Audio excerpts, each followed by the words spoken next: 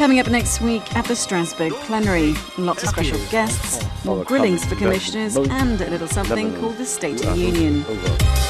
Welcome to the agenda. The last year has had its fair share of problems. Terrorism, a refugee crisis and now a looming Brexit. For many an observer, the EU is in a precious situation. Can the Commission President convince the world that he is the right man to steady the ship?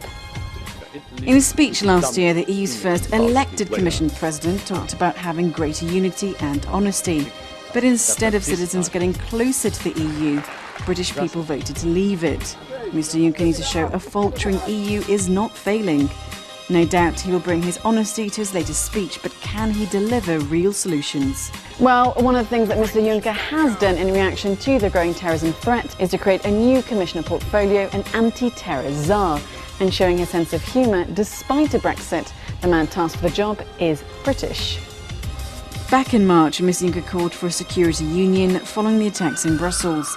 With the resignation of Jonathan Hill as Commissioner for Financial Services and with every member state needing to be represented at a Commission level, the incumbent British ambassador to France, Sir Julian King, has been put forward as a Commissioner designate for Security Union. Will MEPs choose to anoint the UK's latest offering? The hearing takes place on Monday with a vote on his candidacy on Thursday. Parliament's Car Emissions Inquiry Committee, set up in the wake of the VW diesel dupe, will vote on an interim report on Tuesday. But not before they request the presence of more commissioners to give evidence at a meeting of the EMIS committee on Monday.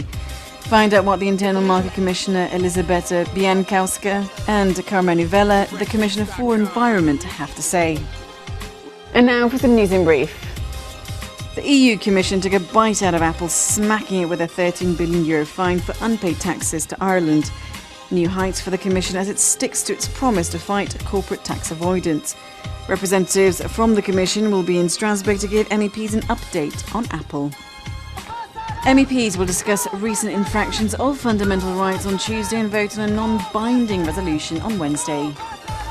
This session brings His Holiness the 14th Dalai Lama to Strasbourg. Find out what he has to say to MEPs of the Foreign Affairs Committee on Thursday. The author of a parliamentary report says the EU has neglected social rights of EU workers and calls for legislation to be strengthened. MEPs debate the report and vote on it on Thursday. This year's G20 summit has been quite eventful. There's been a diplomatic spat between the US and China, and after being the subject of verbal abuse, US President Barack Obama cancelled a meeting with the President of the Philippines. Despite the shenanigans, both China and the US signed off on the Paris Climate Change Agreement, but no deal was reached between Russia and the US on Syria. And no promises made to the UK on a potential UK-US trade deal. MEPs will digest the two-day session of heads of state on Tuesday. And that's all we have for this agenda. Take care and enjoy the week.